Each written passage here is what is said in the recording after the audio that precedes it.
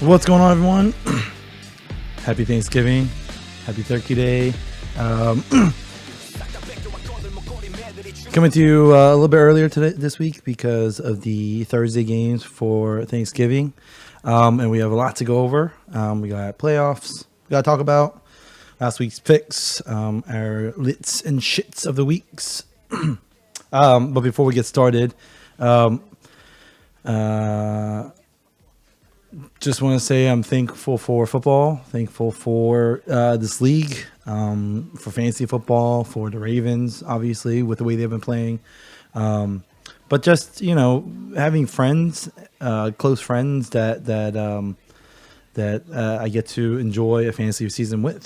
Some people don't have that luxury. I've tried with many other groups, and none have been as successful as this league. So thank you guys to everyone that's been part of the season, and hopefully to many more seasons to come.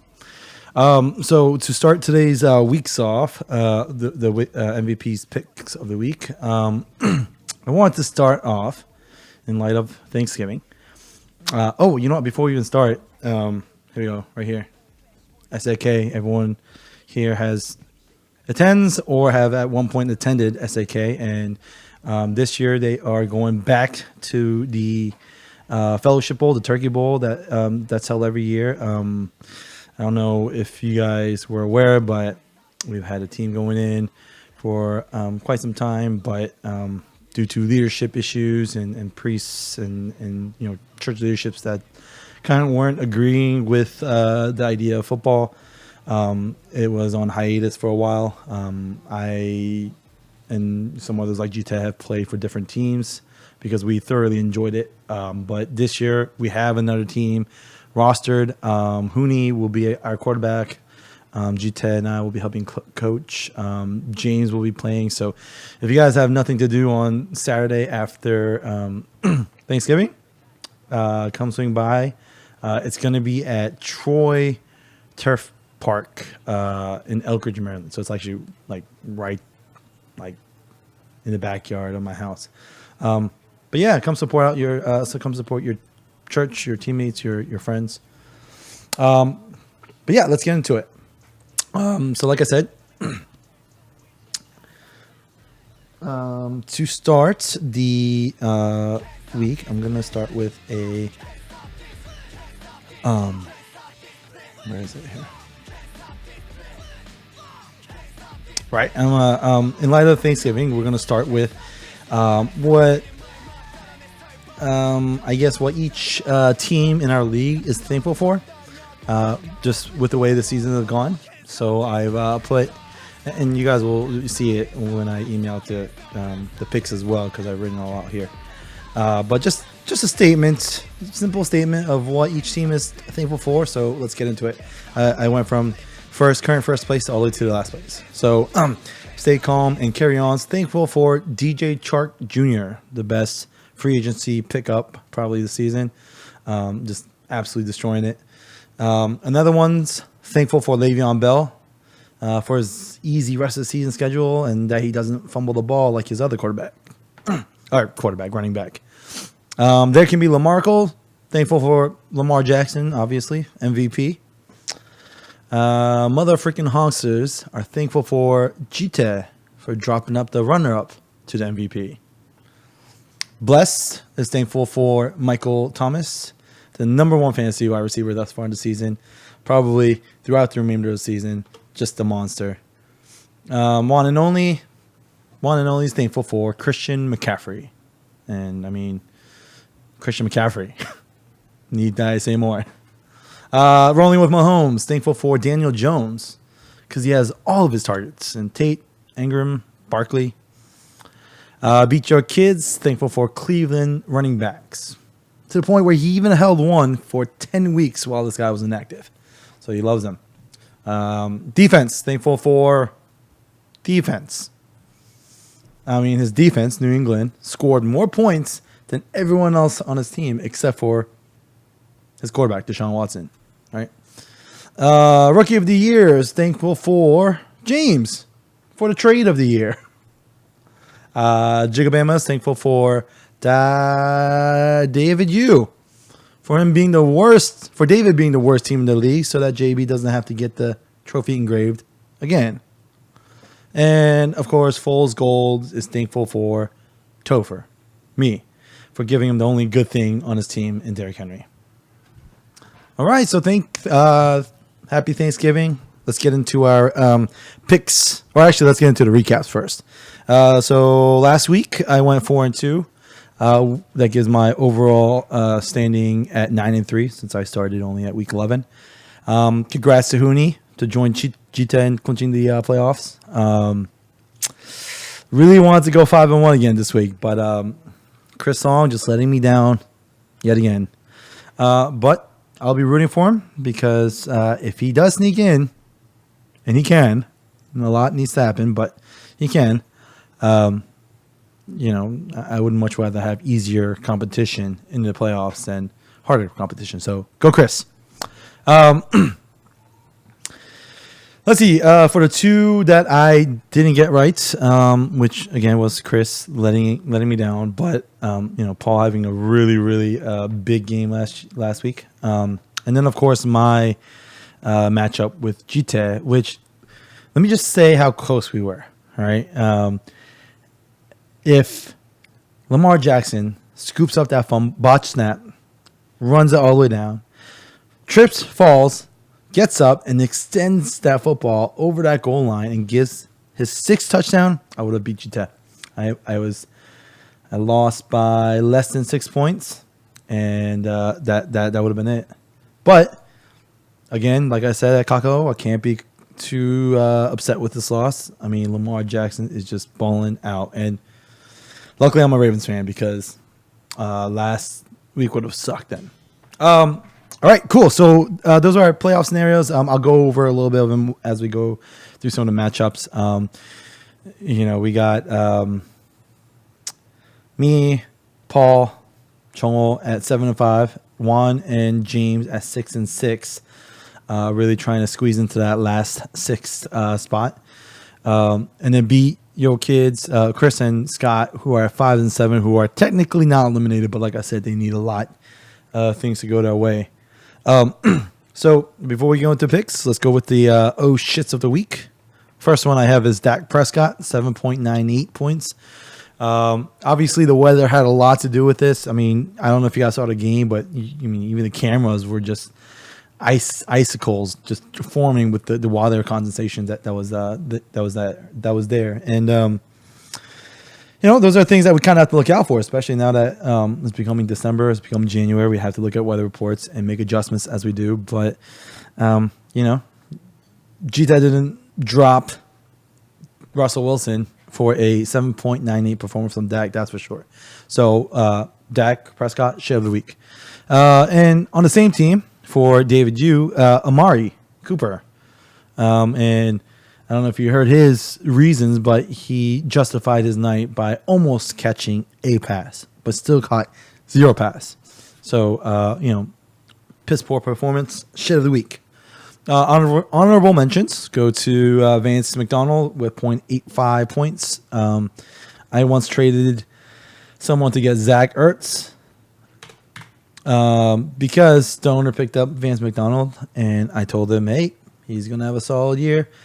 But, no one knew how bad Mason Rudolph is, and he's bad. What Duck was able to do as soon as he was coming out just shows just how bad Mason was at leading that offense, leading a team.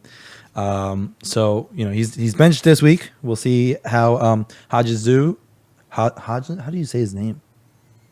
Let me look him up real quick.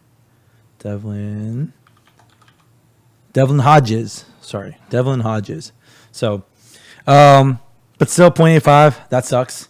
And then, of course, Jordan Wilkins, which kind of goes to like the shit manager of the week from last week. I would have never started him if Justin Williams was playing, and he was. He blew up. Second 100-plus yard game. Jordan Wilkins was a sit, but was started. Still got 0 points. And a bonus shits of the week is all the teams. That's me, Chris, Juan, and JB that played the teams with the above aforementioned shits of the week. Because even though they all had the shits of the week, they still beat all of us. So, GT beat me, Chris lost, Juan lost, JB. They were giving the game away, but we couldn't capitalize. So, shits of the week for us. Lits of the week. Lamar Jackson, again, 47.606 points. I'm sure you guys have heard so much about Lamar in SportsCenter, ESPN, just any news outlet. So I won't bore you guys with it. Clearly MVP. I'm not trying to be biased, but I personally think he is the best team in the league, or best player in the league. And I will even go as far as in the argument of one of the best player in the league ever.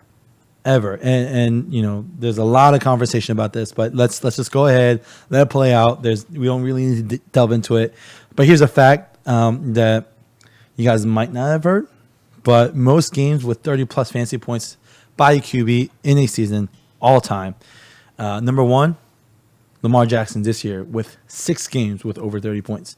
Number two, you got 5 quarterbacks tied with 5 quarterbacks tied with 5 30-point fantasy games in a quarterback in a season. That's Steve Young in 1994, Tom Brady in 2007, Peyton Manning in 2003, Drew Brees in 2003, and Cam Newton 2015. He's above all these guys fantasy-wise.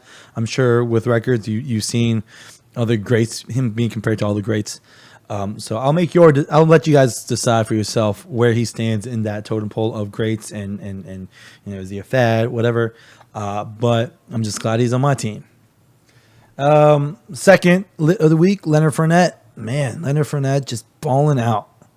27 rushing attempts for 97 yards with 2 touchdowns on the ground, and he added 62 more yards on 9 receptions. But I think the shocking stat for me was with Nick Foles back, he got more valuable because he just gets so much targets over Chark, over Conley, over Westbrook. He had 12 this week. Granted, they were down, but still 12. And next highest was Chark at 9. So Leonard Fournette will keep balling out as long as he stays healthy. It doesn't matter if it's Minshew or Foles. And, of course, the honorable mentions, Chris Godwin, doing Chris Godwin things, and Jarvis Landry at 34.3 points. Clearly the number one receiver in that offense. Sucks to be Odell Beckham Jr. Let's see here. Pause.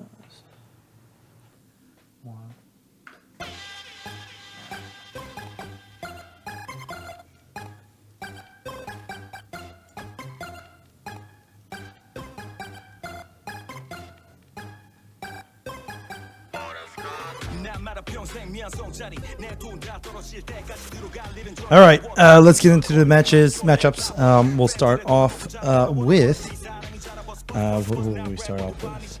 We are going to start off with Gigabamas 4-8 versus the number 1 spot. Stay calm and carry on with 9-3. JB's team is probably one of the unfortunate teams to end up in the consolation brackets because his team does look really good. A lot of boom or bust. I think Randall Cobb will have a great game with Amari Cooper kind of been on the sideline. Randall Cobb has been really taking a lot of those targets. Michael Gallup, I think, can also have a good game. Buffalo, again, is one of those teams that tends to take away the top receivers with Tre'Davious White, but the others can succeed. But still, of course, Dalvin Cook will always do Dalvin Cook things as long as he's out there. But he just won't match up against Cheetah's team. Cheetah's team is just too damn good right now. I don't think you're going to have a 7-point-something performance against Prescott. I can see Galladay possibly having a more of a quieter week on Thursday, but he still has Chris Godwin that will have a big game. DJ Chark again with a big game against Tampa Bay, who's given up, I believe, the number 1 points in receivers. But they're up there. Kamara will have a big game. Kenyon Drake, we don't know if David Johnson's going to be back, but I can't imagine with Arizona not playing for too much, them really wanting to put all that workload back onto David Johnson, especially if he has a back or health issues. They signed Kenyon Drake. He is a great talent. He was just unfortunate to be with the Dolphins. So I think he'll get a good amount of work. And George Kittle doing George Kittle things. I think this is going to be stay calm and carry on's matchup. He will lock in the number 1 seed going the regular season at 10-3. JB finishing the season at 4-9. All right, moving on. I figured out what I wanted to say about a lot of these matchups, but I didn't write it on the email because I knew I was going to record it. So I'm just going to put notes of what I've read, just if you guys want to read it, and then obviously who I think is going to win. Stay calm and carry on. Sweet. All right. Next matchup, let's go to Beat Your Kids with versus Foles Gold. Beat Your Kids at 5-7. Foles Gold out of the playoff brackets, at least with 4-8. Still trying to play the spoiler, I guess, because he's got an okay team. Derrick Henry, which is again his only bright spot. But Bo Scarborough was a decent pickup on the waiver wires. He's looks like he's going to be getting the majority of the touches in Detroit, but still nothing too impressive. I don't expect Chris to have a. Oh God, what am I doing? Am I gonna bet for Chris again? Yeah, I mean I have to, right? I mean his team is just so much better. I don't think Tom Brady. I expect a shootout, assuming that weather conditions and everything are fine. Houston gives up points on defense. Edelman should have a better game. Robert Woods should have a better game against Arizona, not against the Baltimore. And Nick Chubb being Nick Chubb. So I give this to Beat Your Kids. He will end the season at 6-7. Actually, I'm going to write this down. Beat Your Kids. Beat up. Beat Your Kids. Ending at 6-7. And we'll see if he does enough to make it to the playoffs. David is going to end the season with 4-9 record, and I actually think David is a favorite to lose the. Yeah, I guess we didn't switch the format, so he would be the favorite to lose this consolation bracket, to be the one to etch the trophy. So thank you, David. Assuming I'm correct. All right, moving on. Blessed at 7-5, going against defense against 7-5. 5-7. Sorry. Currently right now it's me, Paul, and Chongo at 7-5. Still haven't clinched playoffs because a lot can happen between Juan and James, who are 6-6, and Beat Your Kids, Chris and Scott at 5-7, who are still hanging on. So Scott still hanging on. But it's a very tough matchup. Chongo's team has been hot. Picking up Deebo Samuels was incredible. I don't know if he's going to have that same performance against Baltimore, but you have to start him, right? MG3 has been getting a lot more touches. Still, I think I'm forgetting the name. Anthony Lynn, the offensive coordinator now. No, not the coordinator, but the new play caller who's made a commitment to the run with Melvin Gordon. So I think he'll have a big game against Denver. Michael Thomas doing Michael Thomas things with Drew Brees, and Sterling Shepard is supposed to be clear from the protocol, so he should bounce back. And again, I was really high on Shepard before all his concussions and issues with Danny Dime, because he likes Shepard. And I know Golden Tate has been putting up numbers, but if Shepard is back and healthy, I can see him having a big game against Green Bay. And then on the defense side,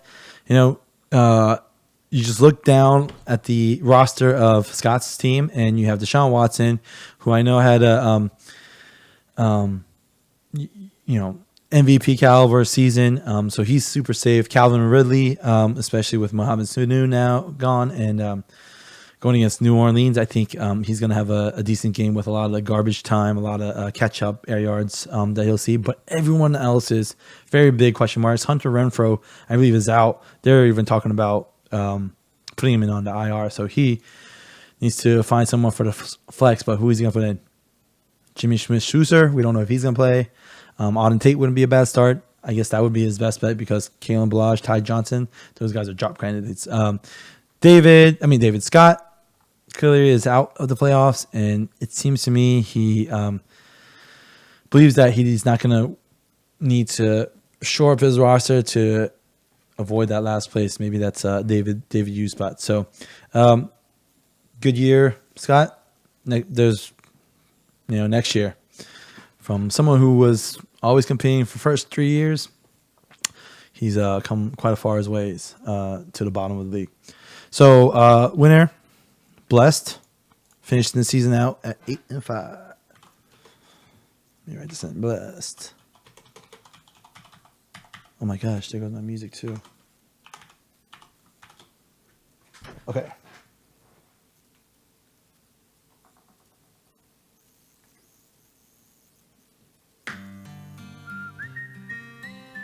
All right. Moving on. Who do we have?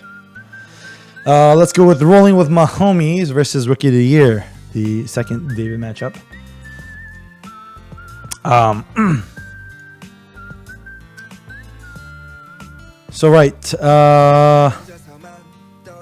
James was over last night. We were talking a little bit about our league because he was dropping off my ladder, and he's fighting. He needs Juan to lose, and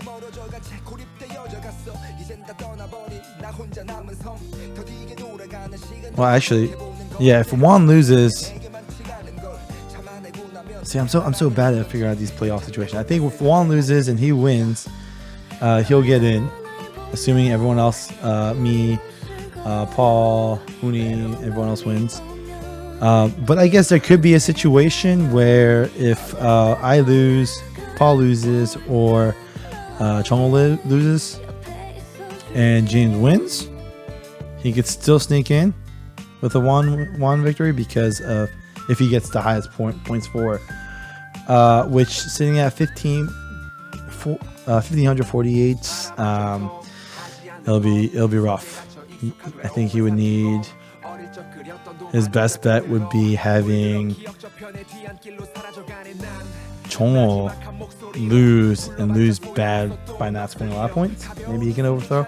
But again, long shots, and the matchups aren't going to help James. I think he will pull out the win against David. David has a very scary team with Fournette and Aaron Jones. Philip Lindsay even have been getting a lot more touches, and a lot of that increasing his ceiling for big play potential. But, I think James is at a point where it seems like his team is coming back healthily. Ingram is questionable and Golden Tate is questionable, but Tyrell Williams should get a lot more targets with Hunter Renfrow out. James Crowder has been balling out, being the top target for Sam Darnold. Julio Jones is questionable, but this man always is questionable, and this man always goes out and balls out. So I think he's going to have a fine game on Thursday. And just Patrick Mahomes. I mean, what can you say about James's team? He looks good. It's too bad. Actually, it's actually pretty fortunate for someone who's looking to the playoffs that he probably won't make it to the playoffs. But I have the winner at James, rolling with Mahomes, finishing the season at 7-6 with my homie, 7-6, and then David, who has already been eliminated from playoff brackets, finishes the season at 4-9. A really valiant effort this year. Just you turned your team around, just not enough. All right, moving on.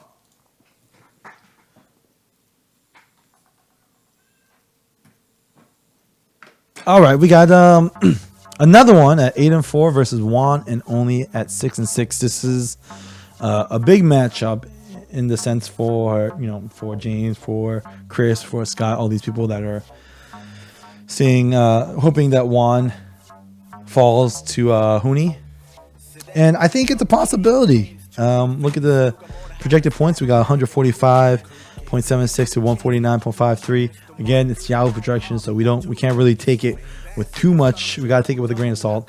But they are projections, right? So they've got to have some sort of meaning in the fact that Juan is projected a little bit higher. Yeah, we'll see. Let's break it down. Carson Wentz against Miami. Look, Carson Wentz, Philadelphia offense. I don't know what's been going on with them, but if they can't do anything against Miami, then at this point, Carson Wentz becomes a drop candidate. I think Juan feels the same way because he's rostering 3 quarterbacks: Jimmy Garoppolo, Philip Rivers. Are they better options this week? I don't know. It looks like Austin Hooper is. So he's making progress. Still something like it. Yeah, I haven't followed up on Austin Hooper, but I think last I checked last week was that he was supposed to miss this week. So, but again, he has Hunter Henry, which has been a blessing because the tight end spot has been very, very rough as of late, and yet Juan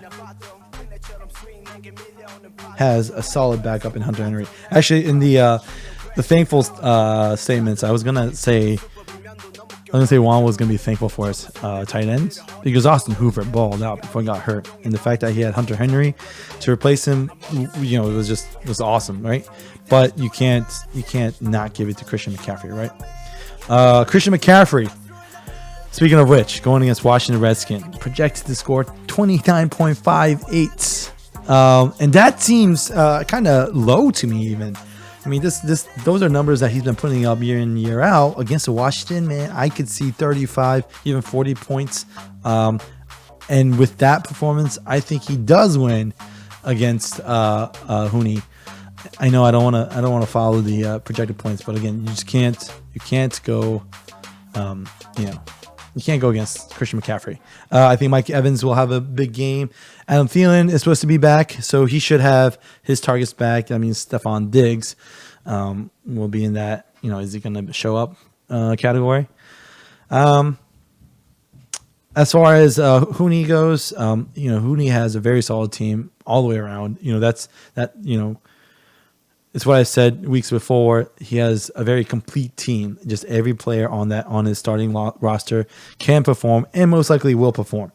Even Jameis Winston, which I just don't understand. This man throws so many picks, and you sit there, I'm sure watching him, you just go, oh my goodness, he's going to ruin my game. But then he comes out and balls out. I think I read a stat that this man is, the 3rd or 4th quarterbacks as far as touchdowns and air yards in the league. If we're not talking about his turnovers, that he produces. So great pickup by Huni, and Huni will make quite some noise in the playoffs, but he will lose his last matchup to go 8-5. And Juan and Only goes 7-6 to secure the playoffs. So there you go. There we have it. Which, by the way, if my picks are true, and I know we still have to go over my matchup, but then my projection for who's going to the playoffs and who's not making the playoffs in Week 11 is true. That's going to be Jite, Huni, Juan, Chungwoo, Paul, and me going to the playoffs with James, David Ju, JB, Scott, David Jeng, and Chris Song fighting for that $75. What was it, $50? I don't know what the consolation prize was. And also not engraving that trophy. So let's finish things off. Let's put on the music here.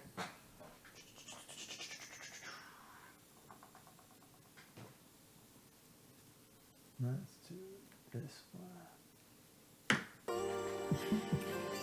don't want to be alone. Huh, okay. I thought this would be more up tempo, but this is cool. I like ballads. All right, last matchup. There can be Lamarckles 7-5 versus motherfucking Honks as the commissioner at 7-5. Not a lot of talk, but Paul guaranteeing a victory last week, saying that I was gonna miss playoffs. I don't think we'll miss playoffs. I mean, I've the highest scored points for at 1707, and even if I lose, will put me at 7-6. And just from the points for, I highly doubt I miss it. But who knows? I haven't clinched, so anything could happen. But if I win here, then it'll definitely guarantee a playoff berth. And I think I do. I mean, I'm projected to score 152.54. Obviously, a lot of that is Lamar, but kind of looking at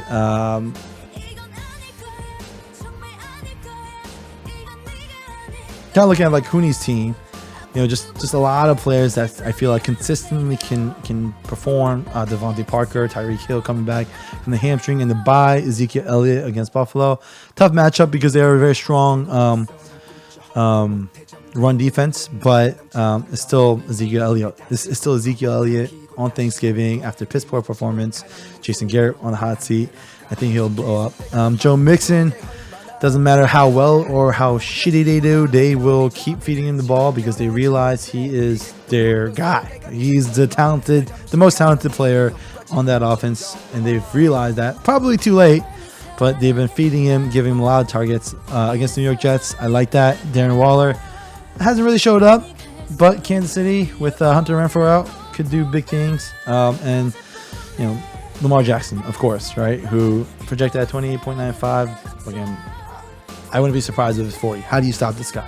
You just can't. I could do a whole episode and talk about how this guy is a phenom and just, I wouldn't even say he's a cheat code like a lot of people say. I would say he's more like a glitch. He's not cheating. He's more like Tom Brady and the Patriots, right? But this guy's a glitch. Like he if this was a Madden game, you go to tackle him, he teleports somewhere else. It's a glitch.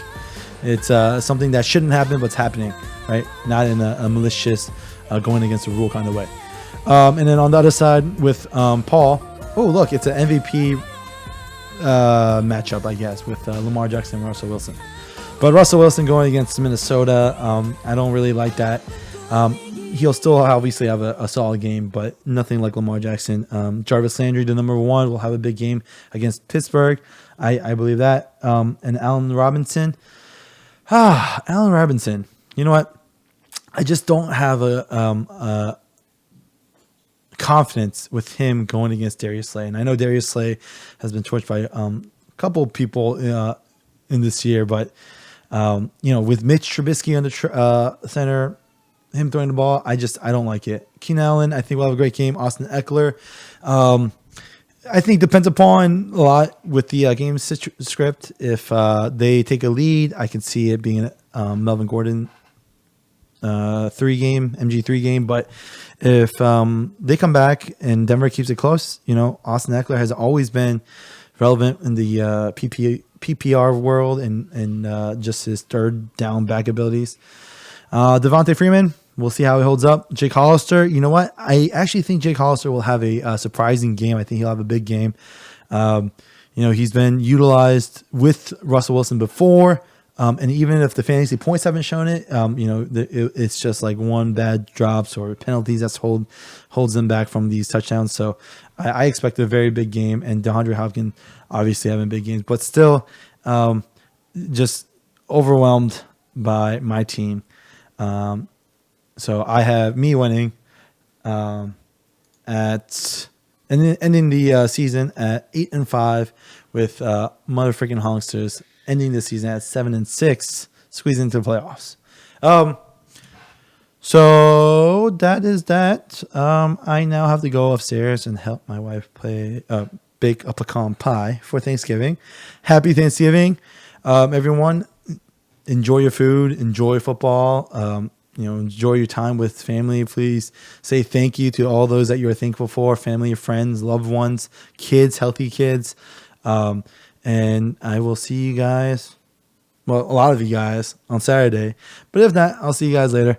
Till next week's motherfreaking MVP's pick of the week with the playoff editions, right? Next week. So congrats to those that get in, and good luck to those that go into the constellation brackets. All right. Peace. Happy Thanksgiving. Bye, guys. And stop recording.